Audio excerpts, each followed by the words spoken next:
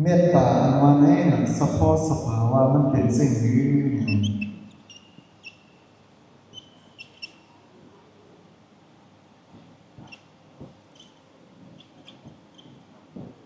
อุ่นใส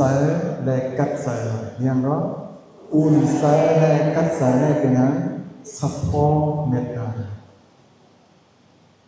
ก็ไม่กรุณาในสังวันนี้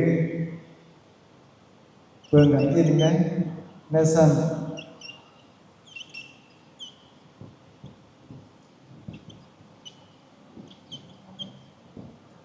โอนใสนวลใสอย่างไรอันโอนใสนวลใสในสังเป็นสภาพก็อยู่นานก็ไม่มุติกาสภาพวันนี้สวงใสอย่างไรเป็นสายอะไรนะเนี่ยสายอะไรเขาก็มาพึ่งสายทั้งวันทั้งคืนอยู่เนี่ยนะสงสารมันสวงสายและห่านสายสวงสัพโพสวงสายและห่านสายในบนห้องว่าบุติกาก็ไม่อุเบกขาในเมื่อกายว่าก็เพราะว่าเพ่งเพ่งเนี่ยว่าสิก็เมื่อกายตั้งงานป้องตั้งว่าดีก็เพ่งเพ่งกันคำว่าในว่าซึ่งเคยกล่าวว่าอันเศร้ามากผีดีปองอุเบกขาสัพโพเนี่ยให้ปนต้องงานในสัมสามว่าซึ่งเศร้าว่าซึ่งไหวใสและ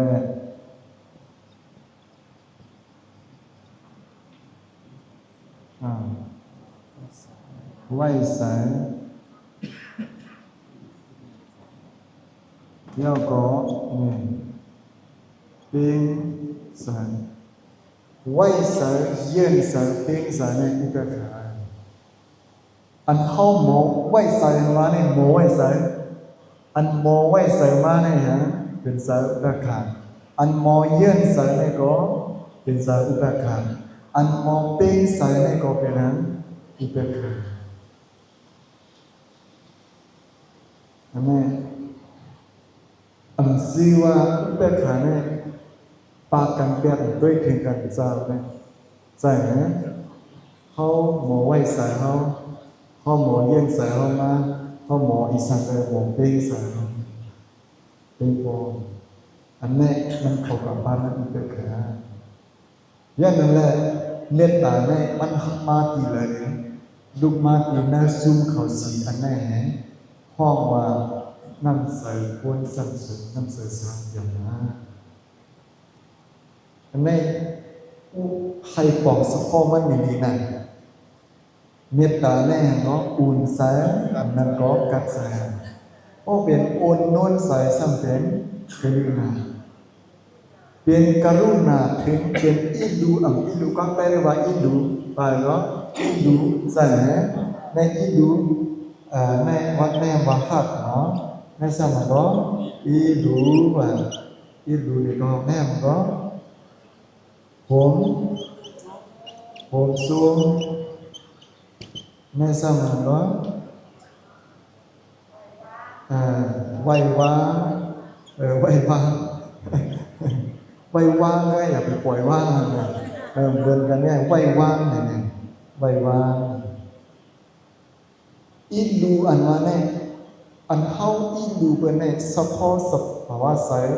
ตาดีเปลี่ยนมาใสอินดูเนี่ยใสเนี่ยเป็นอะไรเป็นอะไรโอนเป็นอะไรโน่นก้อนเป็นมีใสโอนโน่นหังเนี่ยได้ตาเนี่ยมันมีใสอินดูกรุณาเนี่ยเป็นอะไรเนาะทำไม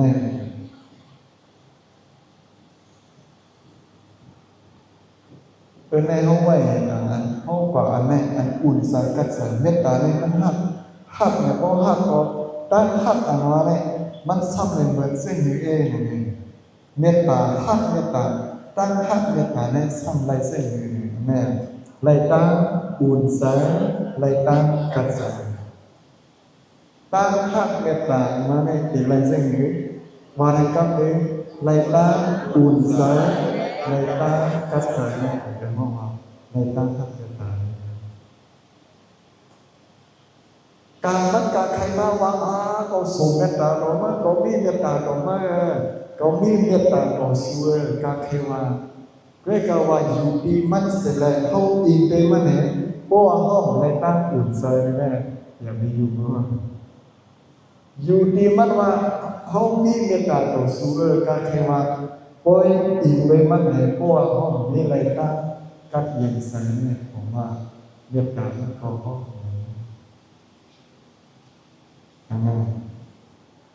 ในก่อนนึงขอเนาะหรือติเตงได้หรือซับแรงดองเมตตาได้กับไว้เส้นในของมันมาก้องกันมันซ้ำเขาเป็นปุกสู้เดียวกันในก็มันก็มาก็ไม่เมตตาในซ้ำมันมีโปโกก่อนไหนย้อนอะไรไว้เต็งกันกับหมดเพราะว่ากรุณาในซ้ำอีดูในเพราะกายะอันอีดูมันเป็นพอกรุณามุติตาสัมโพมส้มก็กายะอันโพมส้มก็ได้เป็นมุติตาเมตตาแน่ๆเปลี่ยนอะไรก็ได้ย้อนอะไรมันมาอยู่ใหม่นึงมันมาอยู่ใหม่นึงกรุณาก็อีดูก็เข้าป่าไหนโพมส้มก็เข้าป่านั้นวันก็แต่เดมีเมตตาต่อกันแน่แต่เดมีสารพัดเมตตาต่อกันแน่มันเปลี่ยนในมาเปลี่ยนแล้วอีดูกรุณาในมาเปลี่ยนกันครับวันก็แต่เดมีสารพัดเมตตาต่อกันในสันติมาโฮมซุมมุติตาเอากลุ่มเอาหมดกันเป็นมาเมตตาก็ไม่เป็นขาในซ้ำเอาเขาสามอันนี้เพ่งกันป้องกันมีสาหัสแม่นาก่อนใส่ที่ดูนาก่อนใส่ผมส้มนาก่อนใส่เป็นปานกลางโมไว้ใส่โมเย็นใส่โมเป็นใส่ตั้ง3อันนี้มันเป็นที่ประการเขาได้เข้าป่าทั้ง3อันนะอุเบกขาว่านะเมตตาโอปากรุณาโอปามุทิตาโอปาเวกาวันเพกันมันเป็นเปลี่ยนเปในความว่าอสุญญะความอังกฤษคำว่า extremeมันเป็นกันนั่นมันเป็นปารักษา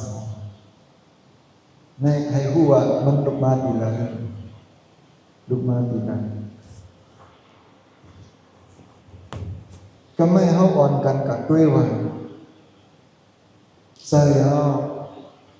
ลองเมตตาเป็นอีสานที่ปองมันอีสานมันลุกมาดีแล้วเฉพาะสภาวะมันได้เลยเป็นใจกัดใจผู้ยก็ไม่ควรเฮากูก็ในใครให้เมตตาป้องกันใครก็ของใครไล่ก็คือพวกเรียนเมตตาป้องกันนะครับไปเฮ็ดเส้นยืดมาข้างในที่ได้สูงกันต่างวันหน้าที่ไรอันเฮาสูงอันนู้นดอกผู้ว่าผู้ดอกยิงเฮายิงดอกมันไล่ดอกผู้ว่าน่ะผู้เนาะป้องไล่ป้องผู้ในการสูงอย่างว่าใครว่าก็เลยหานะบ่สูงโคบ่โคบ่มันหายดีๆแต่คนลำหาบ่สูงกันตาเพราะว่ามัน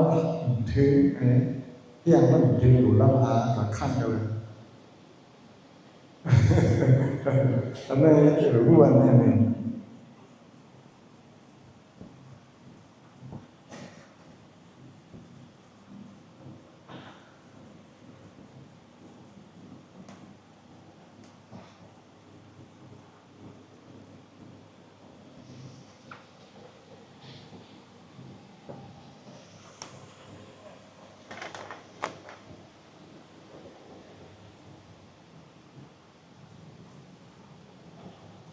เขาว่าเป็นวอกไว้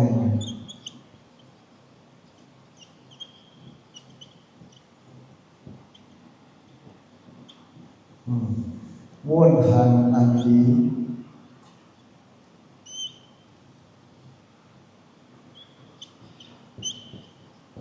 ทรงสีเมตตา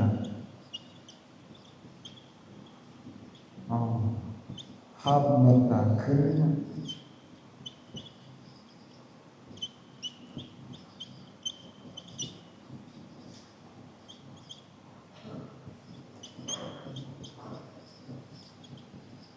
ว